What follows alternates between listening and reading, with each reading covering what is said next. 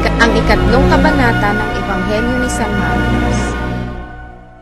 At siya'y muling pumasok sa sinagoga, at dooy may isang lalaki na tuyo ang kaniyang kamay. At siya'y inabangan nila kung pagagalingin siya sa araw ng Sabat, upang siya'y maisakdal nila.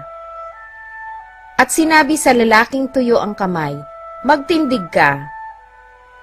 At sinabi niya sa kanila, "Katwiran baga ang gumawa ng magaling sa araw ng Sabat, o ang gumawa ng masama, magligtas ng isang buhay o pumatay, datapwat sila'y hindi nagsiimik."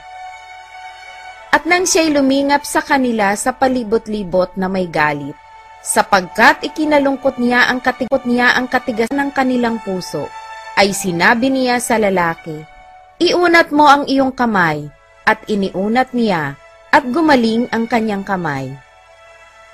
At nagsilabas ang mga Fariseyo at pagsanggunian mga Herodiano laban sa kanya, kung paanong siya'y maipapupuksa nila.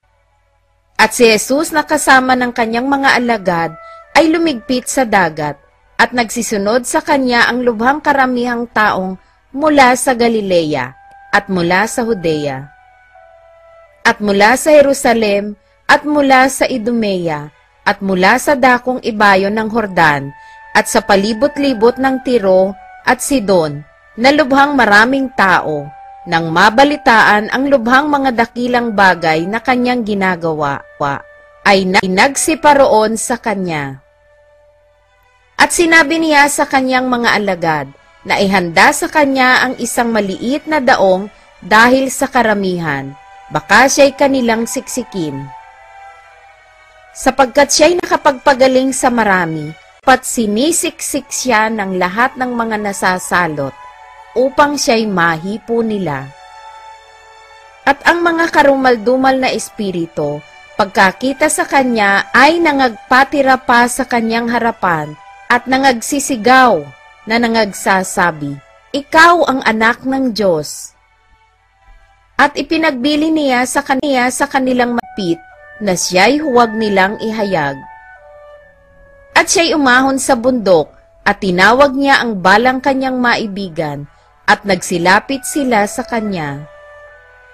At naghalal siya ng 12 upang sila'y makisama sa kanya, at upang sila'y suguin niyang magsipangaral, at magkaroon ng kapamahalaang magpalayas ng mga demonyo.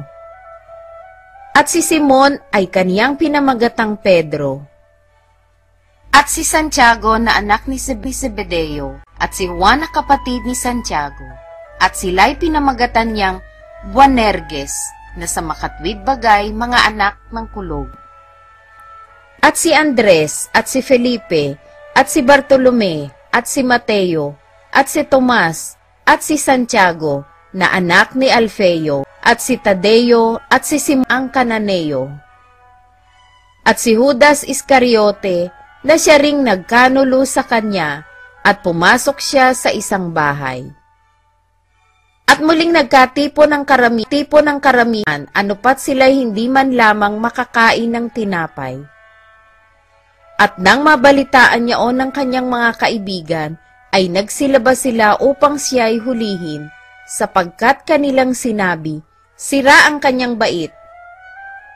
At sinabi ng mga eskriba na nagsibaba mula sa Jerusalem, "Nasa kanya si Beelzebub, at sa pamamagitan ng prinsipe ng mga demonyo ay nagpapalabas siya ng mga demonyo."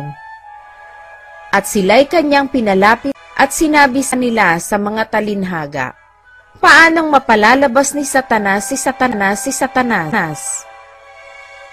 At kung ang isang kaharian ay magkabahabahagi laban sa kanyang sarili, hindi mangyayaring makapanatili ang kahariang yaon. At kung ang isang bahay ay magkabahabahagi laban sa kanyang sarili, ay hindi mangyayaring makapanatili ang bahay na yaon. At kung manghihimagsik si Satanas laban sa kanyang sarili at magkabahabahagi, hindi siya makapananatili, kundi magkakaroon ng isang wakas. Datapwat walang makapasok sa bahay lakas na tao at samsamin ang kanyang mga pag-aari, Malibang gapusin muna niyan ang malakas na tao, at kung magkagayoy masasamsam ang kanyang bahay. Katotohanang sinasabi ko, ipatawad ang lahat ng kanilang mga kasalanan sa mga anak ng mga tao, at ang mga kapusungan nila, kailanmat sila'y mangagsasalita ng kapusungan. Datapwat sino mang magsalita kapusungan laban sa Espiritu Santo, ay walang kapatawaran magpakailanman, kundi may kasalanan ng isang kasalanang walang hanggan. Sapagkat sinabi nila, siya'y may isang karumal-dumal na espiritu. At dumating nga ang kanyang ina at ang kanyang mga kapatid, at palibhasay nangakatayo sila sa labas, ay nangagpasugo sila sa kanya na siya'y tinatawag. At nangakaupo ang isang karamihan sa palibot niya, at sinabi nila sa kanya, narito, na nga sa labas ang iyong ina, at ang iyong mga kapatid na hinahanap ka. At sinagot niya sila at sinabi, sino ang aking ina at ang aking mga kapatid?